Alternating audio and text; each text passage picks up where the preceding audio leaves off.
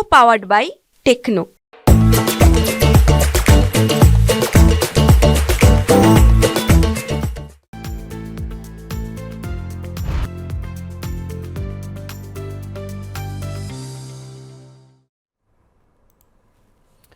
नमस्कार, good morning. क्या खरीदें क्या बेचें में आपका बहुत बहुत स्वागत है। मैं हूं आपके साथ संदीप ग्रोवर। थर्सडे का दिन है, मंथली एक्सपायरी होने वाली है वायदा बाजार की, तो बाजार में वॉलेटिलिटी काफ़ी ज़्यादा हाई रहती है आज के दिन। तो उस लिहाज से आपको बाजार में कैसे रणनीति बनानी चाहिए, क्योंकि लगातार रिकॉर्ड हाई बना रहे बाजार में हमने एक दिन की गिरावट देखी और एक दिन की गिरावट के बाद कल फिर से मार्केट में जो तेज़ी का रुझान, खरीदारी का रुझान वापस लौटता हुआ दिखा, फिर से रिकॉर्ड हाई पर जाकर बाजार में क्लोजिंग देखने को मिली है। तो ऐसे बाजार में आपको कैसे स्ट्रैटेजाइज करना चाहिए, और स्पेशली जब मंथली एक्सपायरी का दिन हो तो उसमें कोई एक्सपर्ट भी काफ़ी खास होने चाहिए। जी हाँ, हमारे साथ इस चीज़ पर हमें गाइड करने के लिए मंत्री फिनमार्ट के फाउंडर अरुण मंत्री जी कार्यक्रम में शामिल हो चुके हैं। वेरी गुड मॉर्निंग सर, बहुत बहुत स्वागत है आपका मनी 9 पर। गुड मॉर्निंग संदीप जी, सुप्रभात। सर, मार्केट में हमने देखा है कि लगातार 3 दिन तक रिकॉर्ड हाइस बन रहे थे, फिर एक मार्केट में एक दिन का पॉज आता हुआ दिखा, लेकिन कल फिर से मार्केट में खरीदारी लौटती हुई दिखी है और खरीदारी भी काफ़ी दमदार कही जानी चाहिए, क्योंकि जो की साइकोलॉजिकल लेवल्स हैं वो कल के सेशन में पार होते हुए दिखे हैं। निफ्टी में अगर आप देखेंगे तो 63 अंकों के आसपास की तेज़ी थी। सेंसेक्स भी आप देखिए 250 अंकों से ज़्यादा उछल के बंद हुआ। बैंक निफ्टी में भी 133 अंकों के आसपास की मजबूती थी और दिन के दौरान निफ्टी ने 26,032 का जो रिकॉर्ड हाई लेवल है वो छुआ और 26,000 का जो की लेवल है उसके ऊपर जाकर ही क्लोजिंग देखने को मिली। यानी कि ये जो 26,000 का लेवल रेजिस्टेंस के तौर पर देखा जा रहा था, क्लोजिंग के लिहाज से वो भी लेवल कल के सेशन में पार होता हुआ दिखा है। सेंसेक्स ने भी नया रिकॉर्ड हाई लेवल पार किया और 85,247 ये लेवल है जो कि इंटरडे हाई था कल का, और इनफैक्ट ये रिकॉर्ड हाई लेवल भी है। और एक दिन के बाद बैंक निफ्टी में भी हमने देखा दोबारा जो 54,000 का लेवल है उसके ऊपर जाकर क्लोजिंग देखने को मिली है। तो फ्रंटलाइन इंडाइसिस की जहां तक बात है तो मजबूती काफी स्ट्रांग देखने को मिल रही है। 26,000 के ऊपर की जो निफ्टी की क्लोजिंग है, पहले सर इसके मायने बताइए, फिर हम बैंक निफ्टी की बात करेंगे। देखिए संदीप जी, मायने डेफिनेटली काफी बड़े हैं। अगर 26,000 के ऊपर की क्लोजिंग मिली है और ओवरऑल जिस हिसाब से नेगेटिव सेंटिमेंट्स के साथ मार्केट कल के दिन में सेकेंड हाफ में एकदम से काफी फास्ट चढ़ता हुआ नजर आया, जहां पे मार्केट 40-50 पॉइंट नेगेटिव था, फिर 70-80 पॉइंट पॉजिटिव जाके क्लोज होता हुआ नजर आया। तो क्लियरली ये बता रहा है कि नीचे के लेवल्स पे मार्केट टिकेगा नहीं, ज्यादा लोग बाय ऑन डिप्स की स्ट्रेटेजी के साथ ही जा रहे हैं। एक चीज का संदीप जी जरूर मैं एक व्यू शेयर करना चाहूंगा जो हर मंथली एक्सपायरी के में हम करते हैं, कि अगर आप ओवरऑल डेटा देखते हैं तो मंथली एक्सपायरी का मैं डेटा हमेशा से ही काफी बड़ा अहमियत रखता हूं, क्योंकि जो बड़े प्लेयर्स होते हैं वो वीकली एक्सपायरी में काम नहीं करते, वो मंथली एक्सपायरी में काम करते हैं। और जो भी हेजिंग पोजीशंस होती है या जो भी पोजीशंस वो एफ एंड ओ में कैरी करते हैं वो मंथली कॉन्ट्रैक्ट्स को ही कैरी करते हैं। तो अब तक के जो रोलर्स हुए हैं, रोलर्स पॉजिटिव हो रहे हैं, और हो सकता है कल भी आपको हो सकता है आज भी आपको एक अच्छा रोल ओवर की स्ट्रेटेजी या फिर रोलर्स के डेटा शाम को आते हुए नजर आए। तो मुझे लग रहा है हाईएस्ट लेवल के आसपास एक्सपायरी होनी चाहिए इस सीरीज की, निफ्टी और बैंक निफ्टी दोनों की। बैंक निफ्टी में स्टीम ज्यादा है, नो डाउट। बैंक निफ्टी कल उतना चला नहीं है, पर मुझे लग रहा है बैंक निफ्टी में कल की एक्सपायरी के बाद आज एक बड़ा मूव आना चाहिए।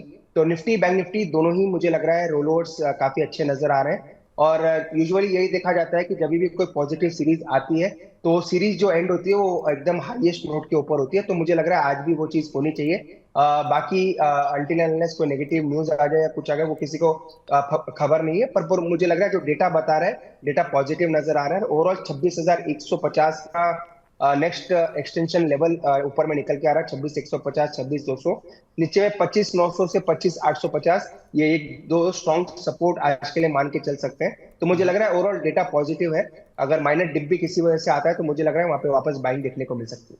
तो डिप्स में बाइंग करनी है, यही रणनीति है, और बाजार में भी हम वैसा ही एक्शन देख रहे हैं। और निफ्टी का कल का आप चार्ट भी देखेंगे तो लास्ट आवर ऑफ ट्रेड या last half an hour of trade में आप देखेंगे तो रिकवरी बहुत ही स्ट्रांग देखने को मिली है, और वैसा ही कुछ रुझान आप देखिए अभी मार्केट में आपको अपनाना भी चाहिए। बाय ऑन डिप्स, कोई भी डिप मिलता है नीचे में अगर आपको मार्केट मिलता है तो आपको खरीदारी करके चलना चाहिए। बैंक निफ्टी सर आपने टच किया ही है, मैं केवल ये जानना चाह रहा हूँ कि जो 54,000 का लेवल क्लोजिंग बेसिस पे फिर से बैंक निफ्टी में अचीव हुआ है। हालांकि इसमें एक नोट करने वाली बात यह है कि प्राइवेट बैंक जिनका कंट्रीब्यूशन भी ज़्यादा है, जिनका वेटेज भी ज़्यादा है इंडेक्स में, वहाँ पे हम देखते हैं कि जब तेज़ी आती है तो इंडेक्स में ज़्यादा अच्छे रुझान देखने को मिलते हैं, ज़्यादा तेज़ी देखने को मिलती है। कल के सेशन में भी 54,000 के ऊपर हम बंद हुए, लेकिन पीएनबी जैसे जो पीएसयू बैंक्स हैं, जो बाकी पीएसयू बैंक्स हैं, वो थोड़ा सा थकते हुए नजर आ रहे थे, वो लगाड़ नजर आ रहे थे। ज़्यादा कंट्रीब्यूशन हमने निजी बैंकों से ही आता हुआ देखा है। तो क्या निजी बैंकों का ही योगदान ज़्यादा इंपॉर्टेंट है बैंक निफ्टी के अगर ऊपर की ओर चलना है तो? संदीप जी, आपने सही कहा। अगर आप ओवरऑल बैंक निफ्टी का इंग्रेडिएंट्स भी देखते हैं तो 60-70%, 80% के आसपास प्राइवेट बैंक्स का ही योगदान है। प्राइवेट बैंक्स में भी अगर आप बात करें तो आईसीआईसीआई बैंक और एचडीएफसी बैंक का सबसे बड़ा कंट्रीब्यूशन बैंक निफ्टी में होता है। तो अगर ये दो बैंक चलना शुरू होते हैं तो बैंक निफ्टी अपने आप चलता है, और उसके पीछे axis bank, Kotak bank, SBI, सभी जो बड़े दिग्गज है वो बैंक चलना शुरू करते हैं। पर मुझे लग रहा है एक्सिस बैंक का जो डेटा है वो काफी पॉजिटिव है। आईसीआईसीआई बैंक, एचडीएफसी के डेटा ऑलरेडी पॉजिटिव थे। इवन कोटक बैंक का डेटा ही पॉजिटिव नजर आ रहा है। तो मुझे लग रहा है जो प्राइवेट बैंक्स हैं ये बैंक निफ्टी को ऊपर लेके जाएंगे, और इनमें वेटेज काफी ज्यादा है। पीएसयू बैंक्स नहीं भी चलते हैं तो कोई बड़ा बैंक निफ्टी पे वो असर नहीं डालते, क्योंकि वो बड़ा वेटेज है भी नहीं, बारिंग एसबीआई। एसबीआई का थोड़ा बहुत वेटेज है, पर वो भी आजकल मार्केट इग्नोर करके चलता है। तो मुझे लग रहा है प्राइवेट बैंक्स ड्राइविंग सीट पे होने चाहिए, और मार्केट को अगर यहाँ से 26,100 150 की तरफ बढ़ना है तो बैंक निफ्टी भी मुझे लग रहा है 54,300 54,400 तक भी बढ़ के एक अच्छा कंट्रीब्यूशन निफ्टी को भी दे सकता है। चलिए ठीक है, तो 54,300 54,400 तक बैंक निफ्टी जाता हुआ नजर आएगा, और इसमें ज़्यादा वेटेज वाले जो निजी बैंक्स हैं उनका चलना इंपॉर्टेंट है, और वही शायद इंडेक्स को ऊपर की ओर लेके जाने में ज़्यादा कंट्रीब्यूशन दिखाएंगे भी। पीएसयू बैंक वैसे भी लगाड़ हैं और इनका गिरना भी कोई ज़्यादा मायने नहीं रखेगा बैंक निफ्टी की, जहाँ तक बात है। सेक्टोरल रुझान की अगर हम बात करें तो मीडिया एक ऐसा सेक्टर है कल के सेशन में आउट परफॉर्म करता हुआ नजर आ रहा था। इसके अलावा पीएसयूज़ तो 2-3 दिन से लगातार चल रहे हैं। Energy, realty, infra, metal index, इसमें फिर से हमने खरीदारी बनती हुई देखी है। मेटल तो दूसरे दिन ऊपर था, चाइना में जो रेट कट की खबरें आई उसका इम्पैक्ट था। लेकिन पीएसयू बैंक का कल भी आप देखिए कमजोरी के साथ क्लोजिंग हुई। आईटी में भी मुनाफा वसूली हावी हो रही है। एफएमसीजी, ऑटो इंडेक्स में भी आप देखें तो कमजोरी के साथ ही कल के सेशन में रुझान बनते हुए दिखे हैं। पावर ग्रिड रिकॉर्ड ऊंचाई पर पहुंचता हुआ दिखा है। निफ्टी का टॉप गेनर था कल। एक्सिस बैंक का निफ्टी बैंक में कंट्रीब्यूटर था। एनटीपीसी में भी रिकॉर्ड हाइज बनते हुए दिखे। बजाज फिनसर्व में भी कल के सेशन में काफ़ी अच्छी तेजी बनती हुई दिखी है। गिरावट कहाँ हो रही है? आईटी में एलटीआईएम यानी कि एलटीआई माइंट्री, टेक महिंद्रा, टाटा कंज्यूमर, टाटा मोटर्स, टाइटन भी इसमें आप शामिल कर लीजिए, टॉप लूजर्स में शामिल थे जहाँ तक इंडेक्स की बात है। पीएसयू शेयरों में हम देख रहे हैं सर लोअर लेवल से थोड़ी कुछ ना कुछ स्टॉक्स में अगर आप देखें तो खरीदारी अब लौटनी शुरू हो गई है। तो ये जो दोबारा रिकवरी शुरू हुई है या फिर जो नई तेज़ी शुरू हुई है, पहले तो इसकी पुष्टि कीजिए, और अगर हाँ तो फिर किन स्टॉक्स में आप दाव लगाने की राय देंगे? और देखिए संदीप जी, 3 स्टॉक हमने कल के सेशन में कल मार्केट के बाद निकाले थे। गेल, ओएनजीसी, ये 2 स्टॉक मुझे लग रहा है चढ़ने के लिए तैयार है। वैसे तो गेल थोड़ा चढ़ भी चुका है, पर ओएनजीसी अभी तक लेगाड़ रहा है, तो ओएनजीसी पे जरूर नजर रखनी चाहिए। इनफैक्ट हमने 1 या 2 दिन पहले अपने मनी 9 का जो हेलो मनी 9 शोज पे इसको रिकमेंड भी किया है। तो ओएनजीसी, गेल, ये दोनों स्टॉक जरूर रडार पे रखें। आरबीएनएल पे मेरी नजर है।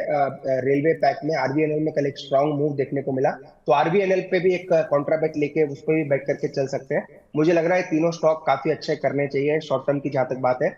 एनटीपीसी, पावर ग्रिड, बाकी जो पीएसयूज है जो वेटेज रखते हैं पीएसयू ओवरऑल स्पेस पे, वो ऑलरेडी चल चुके हैं। तो मुझे लग रहा है ओएनजीसी, गेल और आरबीएनएल, ये तीनों स्टॉक में मोमेंटम बन सकता है। और आरबीएनएल और ओएनजीसी अभी तक चले नहीं है, तो वहां पे जरूर रेडार पे रखना चाहिए। चलिए ठीक है, ये तो बात हुई पीएसयू स्टॉक्स की, ओएनजीसी, गेल और उसके साथ साथ आरवीएनएल रेलवे पैक से।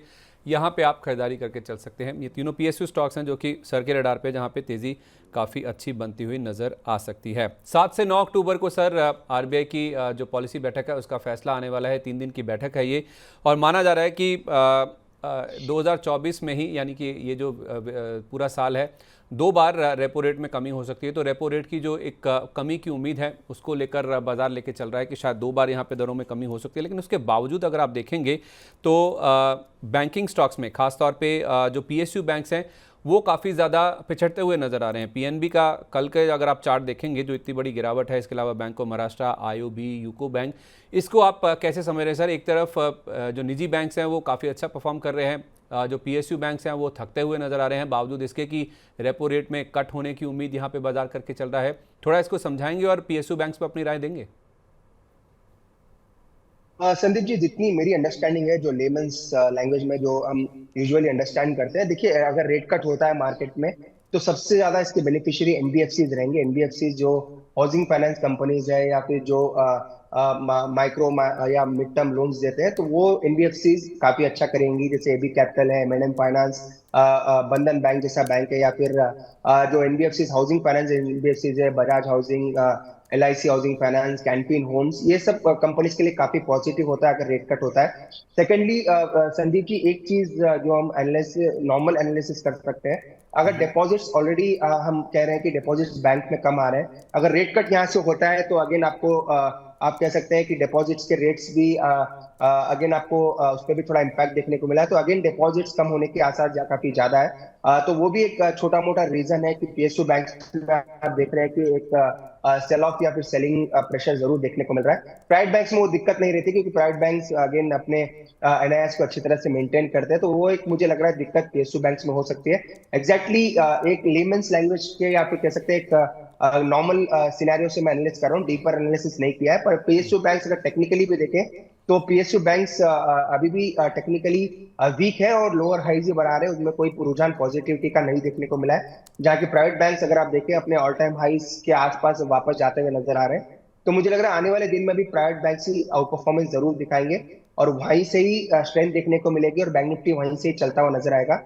पीएसयू बैंक्स ऐसे नहीं है कि यहाँ से और ज्यादा गिरेंगे, अगर यहाँ से गिरेंगे भी नहीं तो मुझे नहीं लग रहा कोई बड़ी तेजी भी देखने को मिलेगी। एक रेंज बाउंड सेशन मुझे लग रहा है पीएसयू बैंक्स में देखने को मिल सकता है। तो अगर किसी को सर प्राइवेट बैंक्स में एक्सिस, आईसीआईसीआई या फिर एचडीएफसी या फिर इंडसइंड या आईडीएफसी में से कोई खरीदना हो, कोई चॉइस आपकी? देखिए परफेक्ट संदीप जी, मेरी एक ही चॉइस है अभी, एक्सिस बैंक को बाय करना है। क्लियर एक ही उसके पीछे रेशनल है। एक्सिस बैंक अपने ऑल टाइम हाई से दूर है और एक्सिस बैंक अगर यहाँ से वो चलेगा, बैंक निफ्टी चलेगा, तो एक्सिस बैंक को अपने ऑल टाइम हाई के पास जाना है। तो एक्सिस बैंक पहला प्रीफर्ड पिक है। सेकंड प्रीफर्ड पिक अगर आप लेना चाहे तो कोटक बैंक को लेके चल सकते हैं। तो एक्सिस और कोटक मुझे लग रहा है ये दो बैंक्स अक्टूबर की सीरीज में काफी अच्छा कर सकते हैं। ओके, तो अक्टूबर सीरीज में एक्सिस बैंक और कोटक बैंक दोनों बहुत अच्छा कर सकते हैं। एक्सिस बैंक पहली चॉइस है और कोटक बैंक सेकंड चॉइस होगी अगर आपको निजी बैंकों में कोई खरीदारी अगर इनिशिएट करनी है। तो अगर हम ब्रॉडर मार्केट्स की बात करें तो कहाँ पे किस तरह का एक्शन देखने को मिला, तो भले ही हमने बाजार में फिर से रिकॉर्ड हाइस पर जाकर क्लोजिंग बनती हुई देखी, लेकिन अगर आप एडवांस डिक्लाइन देखेंगे तो गिरने वाले शेयरों की संख्या ज़्यादा थी। अगर आप चढ़ने वाले शेयरों की कंपैरिजन में देखेंगे तो 1200 के आसपास शेयर चढ़कर बंद हुए, लेकिन 1600 शेयर ऐसे भी थे जो कि गिरकर बंद हुए। तो उससे आपको ब्रेड्थ पता चल जाएगी, यानी कि छोटे मझोले शेयरों पे जो प्रेशर है वो साफ तौर पे नजर आ रहा था। उसका अंदाजा आप मिड कैप इंडेक्स और स्मॉल कैप इंडेक्स से लगा सकते हैं। मिड कैप इंडेक्स करीब 400 अंक और स्मॉल कैप इंडेक्स आप देखिए 200 अंक गिरकर बंद हुआ। इनफैक्ट दूसरा दिन था जब स्मॉल कैप इंडेक्स में हमने गिरावट के साथ क्लोजिंग होती हुई देखी। 225 अंकों के आसपास ही कमजोरी या गिरावट जो है हायर लेवल से स्मॉल कैप इंडेक्स में 2 दिन में आती हुई दिखी है। लेकिन सर कुछ अगर मैं आउट परफॉर्मेंस की बात करूं तो उसमें वक्रांगी फिर से कल काफ़ी स्मार्ट मूव था। स्मार्ट लिंक हुआ, थेमिस मेडिकेयर हुआ, पटेल इंटीग्रेटेड हुआ। ये कुछ स्टॉक्स हैं जो कि बाजार में जो मिड कैप स्मॉल कैप में जो गिरावट आ रही है उसको कहीं ना कहीं डिफाई करते हुए दिख रहे हैं, उसके अगेंस्ट आउट परफॉर्म करते हुए दिख रहे हैं। कुछ ऐसे आउट परफॉर्मर्स या इसके अलावा कोई स्टॉक जो आपके रेडार पे हो जहाँ पे अभी भी आप मूव देखने को मिल सकता हो? देखिए संदीप जी, वक्रांगी जैसा स्टॉक तो कभी रिकमेंड नहीं किया है क्योंकि यूजुअली ये स्टॉक 2-3 दिन चलता है, फिर लोग अटक जाते हैं, फिर वापस स्टॉक नीचे आ जाता है, फिर अपने ही शो पे क्वेरीज आता है। तो बेटर है अगर कोई अटका है, किसी के लिए अच्छा मौका मिल रहा है इस सब स्टॉक से निकल जाने के लिए। एक स्टॉक संदीप जी जो मुझे लग रहा है अक्टूबर का स्टार रह सकता है अगर मिड कैप की बात करें, टाटा कम्युनिकेशन। टाटा कम्युनिकेशन में एक मल्टी ईयर ब्रेकआउट नजर आया है, तो ये स्टॉक मेरे जरूर रेडार पे है। नो डाउट थोड़ा बड़ा टिकट साइज का काउंटर है, पर मुझे लग रहा है टाटा कम्युनिकेशन पे अगर आप एक मंथ का व्यू लेके चलते हैं तो ये स्टॉक का काफी बेहतर कर सकता है। 2134 के आसपास है, 1-2 ट्रांच में बाय करें, 2130 2100 तक एक्यूमुलेट करें। 2080 2100 वो भी एक अच्छा सपोर्ट है, वहां तक एक्यूमुलेट करके चल सकते हैं। मुझे लग रहा है पोजिशनली संदीप जी अक्टूबर में 2300 से 2350 तक के टारगेट्स टाटा कॉम में देखने को मिल सकते हैं। तो एक अच्छा पोजिशनल बेट है अगर कोई 1 महीने के लिए बाई करना चाहता है। 2080 से 2135 के बीच में बाई करें, 50 रुपए की रेंज में धीरे धीरे एक्यूमुलेट करें और नीचे में 2000 का स्टॉप लॉस लगाएं। मुझे लग रहा है 2350 से 2400 तक का लेवल्स आपको अक्टूबर एंड तक देखने को मिल सकता है। ओके, तो 2080 से 2135 की रेंज है जिसमें आपको यहाँ पे खरीदारी करके चलना है और आपका जो स्टॉप लॉस का लेवल है 2000 का बनेगा इस केस में, और ऊपर में टारगेट 2350 तक के टाटा कम्युनिकेशन के स्टॉक में देखने को मिल सकते हैं। तो अगर आप अक्टूबर सीरीज की प्लानिंग अभी से कर रहे हैं तो इस स्टॉक पे आप ज़रूर नज़र रख के चल सकते हैं। ये स्टार परफॉर्मर हो सकता है, ऐसा अरुण सर हमें बता रहे हैं। इसमें आप ज़रूर रुझान लेके चलिए। लेकिन अक्टूबर सीरीज़ की बात करें उससे पहले आज जो मंथली एक्सपायरी होने वाली है वो भी बहुत इंपॉर्टेंट दिन है। वॉलिटिलिटी काफ़ी हाई रहती है, ऐसे में किन सेक्टर्स किन स्टॉक्स पर आपको ज़्यादा फोकस करना चाहिए उसके ऊपर फोकस करते हैं। कार्यक्रम के दूसरे पड़ाव की ओर चलते हैं और सबसे पहले तो सर मैं मीडिया स्टॉक्स के ऊपर आपकी राय लेना चाहूँगा। कल एक ऐसा दिन था जब हमने देखा सारे ही मीडिया स्टॉक्स में एकाएक अपमूव बनता हुआ दिखा है। चाहे आप टिप्स इंडस्ट्रीज देखिए, शेमारू देखिए, Mukta arts, Pritish Nandy, Saregama, Zee media, UFO movies, BAG films, लंबी लिस्ट है सर मीडिया शेयरों की, जहां पे हमने देखा कल के सेशन में काफ़ी स्ट्रांग अपमूव बनता हुआ दिखा है। कोई खास ऐसा न्यूज़ फ्लो है जो कि इस पूरे सेक्टर को ड्राइव कर रहा है, और कोई स्टॉक जो आपको अच्छा लगता हो सर इस पूरे पैक से? देखिए Sandeep ji, deeply news flow तो मैंने ट्रैक नहीं किया है, पर जी ग्रुप में कुछ न्यूज फ्लो था।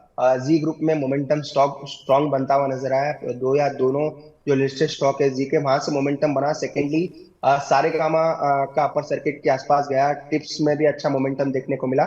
तो मुझे लग रहा है पीवीआर आइनॉक्स का भी एक अच्छा रुझान देखने को मिला। सेंटी में भी एक अच्छा थोड़ी बहुत तेजी देखने को मिली। तो मीडिया सेक्टर का कल एक फ्लेवर देखने को मिला। और जहां तक अगर आप एक स्टॉक पिक करने की बात करते हैं, तो मुझे लग रहा है टिप्स इंडस्ट्रीज 704 के आसपास चल रहा है। परफेक्ट बेस बनाने के बाद स्टॉक काफी अच्छा लग रहा है। तो टिप्स इंडस्ट्रीज 745 तक मुझे लग रहा है इसमें रैली एक्सटेंड हो सकती है। 690 680 के आसपास का स्ट्रॉन्ग सपोर्ट है। तो ओवरऑल पिक करना है तो मुझे लग रहा है टिप्स इंडस्ट्रीज एक रह सकता है। यहाँ से 30 से 40 रुपए का मोमेंटम स्टॉक में देखने को मिल सकता है।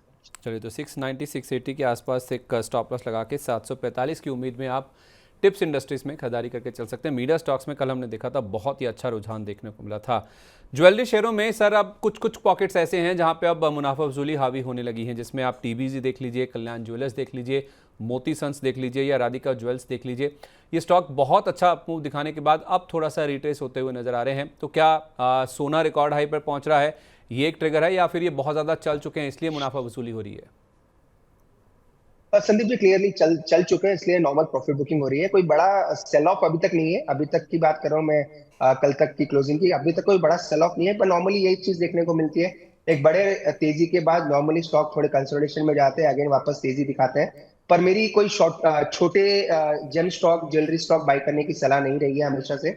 अगर बाई करना है तो सेंको, कल्याण ज्वेलर्स, टाइटन ऐसे स्टॉक बाई करने चाहिए जहाँ पे क्लैरिटी काफी क्लियर है और मैनेजमेंट काफी स्ट्रांग है। तो कल्याण, टाइटन, सेंको, ये तीन स्टॉक मुझे ज्वेलरी, जेंसन ज्वेलरी सेक्टर में पसंद है। इवन जो पीएन गाडगिल जो रिसेंटली लिस्टेड स्टॉक है, वो भी मुझे लग रहा है वो भी एक अच्छा कर सकता है। तो फ्रंटलाइन जेंसन ज्वेलरी स्टॉक में रहे। छोटे मोटे ट्रेडिंग करना अलग चीज है मिड कैप में, पर फ्रंटलाइन ज्वेलरी स्टॉक्स में अगर आप रहेंगे तो वहां पे अच्छा पैसा बन सकता है। ठीक है, तो फ्रंटलाइन स्टॉक्स में रहिए अगर आपको ज्वेलरी स्पेस में रहना है। कोई बहुत बड़ी गिरावट अभी तक इन स्टॉक्स में नहीं हुई, लेकिन रनअप बहुत स्ट्रांग था, इसलिए थोड़ी सी मुनाफा वसूली अब इस सेक्टर में हावी होती हुई नज़र आ रही है। कल के अगर हम कुछ खबरों वाले शेयरों की बात करें या फिर परफॉर्मर्स की बात करें, या जिनमें खबरों का असर बहुत ज़्यादा था, उसमें ईजी ट्रिप है, जिसे हम ईजमाई ट्रिप के नाम से भी जानते हैं। ये एक समय 20% गिर गया था, क्योंकि प्रमोटर्स ने कुछ 8.5% हिस्सेदारी कल ब्लॉक डील के जरिए बेची है। 15.5% आप देखिए गिरकर बंद हुआ है। इसके अलावा पॉलिसी बाजार, IEX, जहां पे मार्केट कपलिंग की बातचीत चल रही है, दूसरे दिन लगातार कमज़ोर होकर बंद हुआ। 4% के आसपास का जो डाउनफॉल है कल भी देखने को मिला। KC इंटरनेशनल, यहाँ पे QIP की खबरें हैं। तो ये जो न्यूज़ फ्लो वाले स्टॉक्स हैं सर, इनमें से कोई ऐसा स्टॉक जो कि आपके रडार पे है, जो आपको पसंद हो? देखिए संदीप जी, वैसे मुझे IEX का स्टॉक कभी पसंद नहीं आया। नो डाउट काफी बार क्वेरीज आती है तो हम यूजुअली शेयर करते हैं। पर IEX हमेशा से ही एक आप कह सकते हैं स्टॉक चलता है, अगेन लोग ऊपर अटक जाते हैं, फिर वापस स्टॉक गिर जाता है, कोई ना कोई न्यूज फ्लो आ जाता है। और अभी तो ये बैन में भी चला गया है, तो वो भी एक इशू अगेन इस कंपनी के लिए रहेगा। तो IEX तो वैसे भी मेरी बाई करने की सलाह नहीं है। सेकेंडली, इज माई ट्रिप में एक बड़ा ब्रेकडाउन देखने को मिला, वो भी स्टॉक मुझे कभी पसंद नहीं आया है बाई करने के लिए। क्योंकि यूजुअली हाईली कॉम्पिटिटिव बिजनेस है और ऑफर्स वगैरह में। और अगर आप देखते हैं कि एक प्रॉपर आप कह सकते हैं कोई बड़ा बुलिशनेस कभी स्टॉक में नजर नहीं आया है। तो एक पॉलिसी बाजार मुझे लग रहा है वहां पे रिट्रेसमेंट और देखने को मिल सकता है। तो 1650 के आसपास अगर पॉलिसी बाजार आता है तो वो एक अच्छे एंट्री लेवल हो सकते हैं। तो अगर 2 या 3 स्टॉक में चुनना है तो पॉलिसी बाजार एक बेटर कैंडिडेट रहेगा।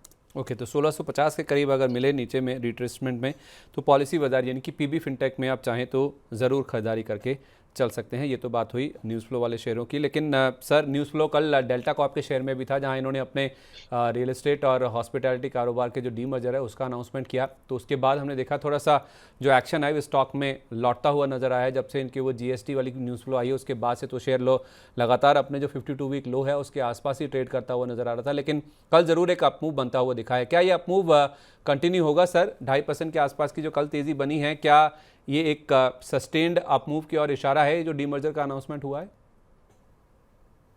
संदीप जी, मुझे लग नहीं रहा सस्टेन अपमूव देखने को मिलेगा। दिक्कतें काफी है कंपनीज के लिए।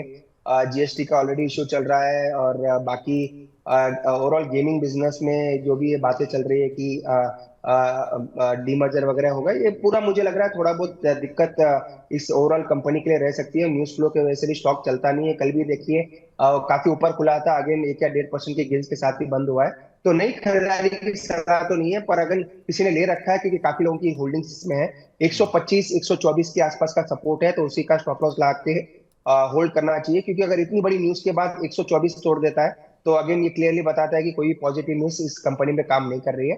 तो 124 का एक स्टॉप लॉस जरूर मेंटेन करना चाहिए। ठीक है, स्टॉप लॉस लगा के बने रहिए। डेल्टा कॉर्प में जो डीमर्जर की न्यूज़ आई है, कोई बहुत बड़ी तेज़ी का इंडिकेशन फिलहाल चार्ट पे तो फिलहाल नहीं नज़र आ रहा है। इसके अलावा एमसीएक्स में भी हमने देखा सर, कल जो ट्रांजैक्शन फीस है इनकी एफएनओ कॉन्ट्रैक्ट्स की, उसको रिवाइज करने की खबर आई। शेयर में हमने देखा एक समय रिकॉर्ड हाई भी बन गया था, 2-3% के आसपास का अपमूव था। उसके बाद ये शेयर फिर से फिसलता हुआ दिखा, और लास्टली जो क्लोजिंग देखने को मिली एमसीएक्स के शेयर में, वो आप देखिए ऑलमोस्ट डे लो के आसपास जाकर ये स्टॉक बंद हुआ। 5,750 का लो था और 5,761 पर जाके ये बंद हुआ। 2% के आसपास ही कमजोरी देखने को मिली, क्योंकि एक मॉर्गन स्टैनली का नोट आया जिसमें उन्होंने अंडर परफॉर्म की रेटिंग बरकरार रखी है। 2,950 रुपये का टारगेट उन्होंने दिया है। वो कह रहे हैं कि ये जो पूरा ट्रांजैक्शन फीस बढ़ी भी है जो इन्होंने किया है रिवीजन, उसके बावजूद FY26 का जो EPS है वो 5% के आसपास ही बढ़ेगा, बाकी अगर चीज़ें कांस्टेंट रहती हैं। आप भी इससे इत्तेफाक रखते हैं सर? क्या ये बड़ी गिरावट के लिए तैयार हो रहा है शेयर? संदीप जी, मुझे नहीं लग रहा कि बड़ी गिरावट आएगी। ओवरऑल डेफिनेटली एक न्यूज के बाद buy on rumours and sell on news वाली स्ट्रैटेजी यूजुअली काफी स्टॉक्स में होती है।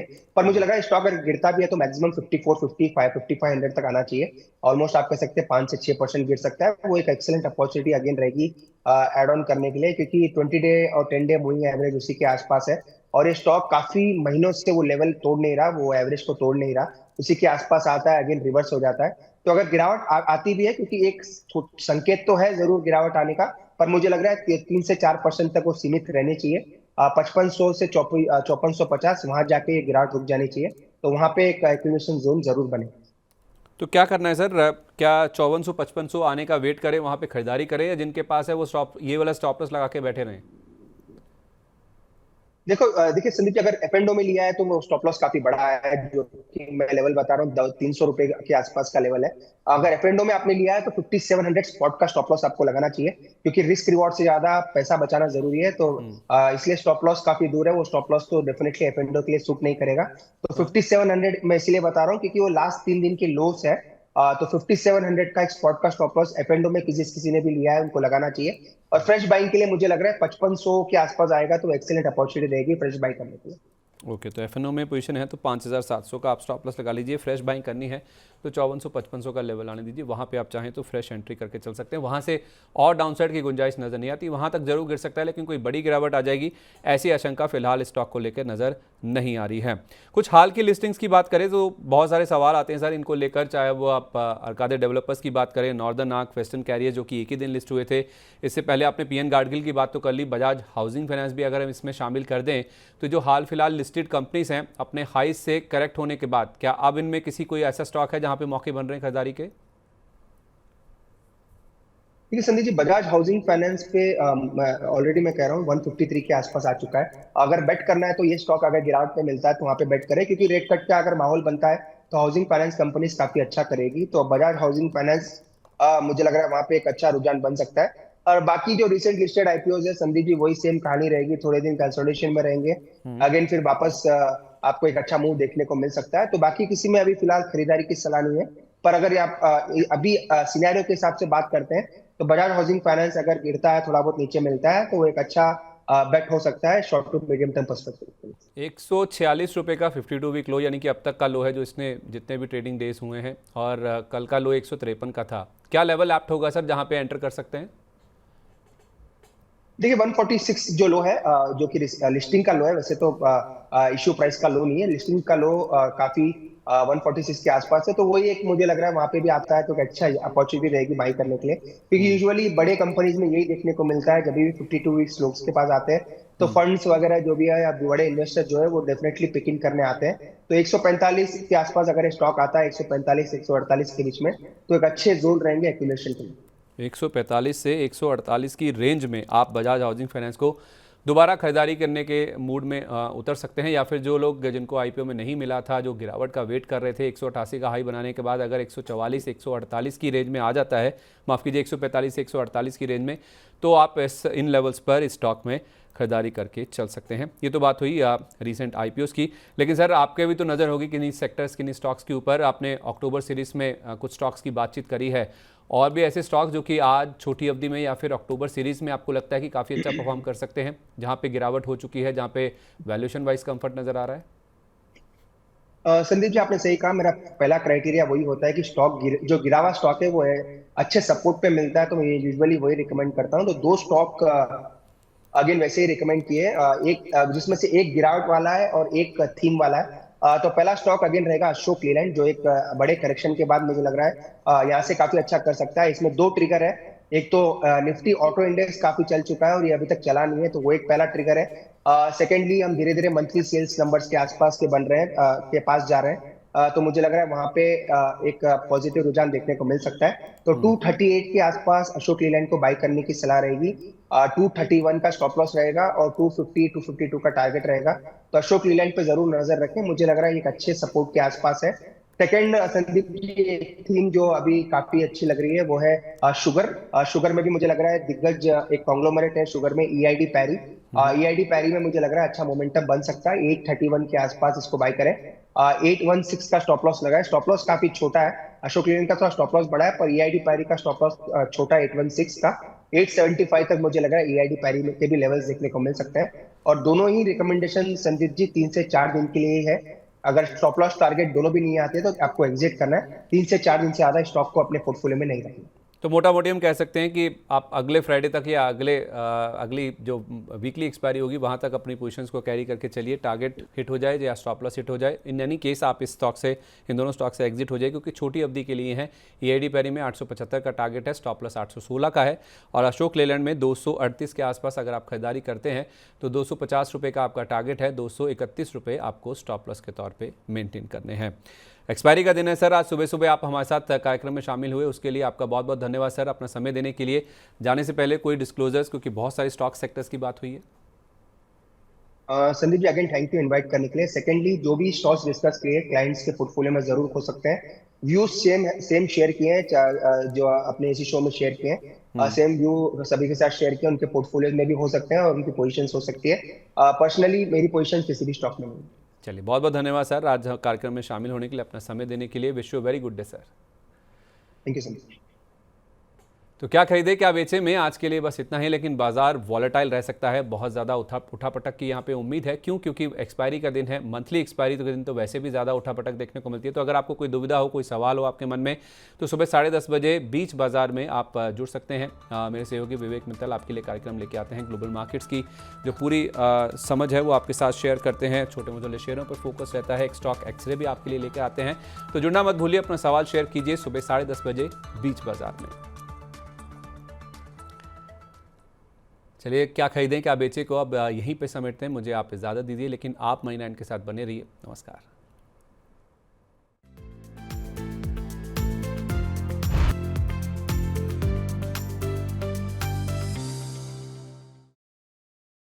को पावर्ड बाय टेक्नो।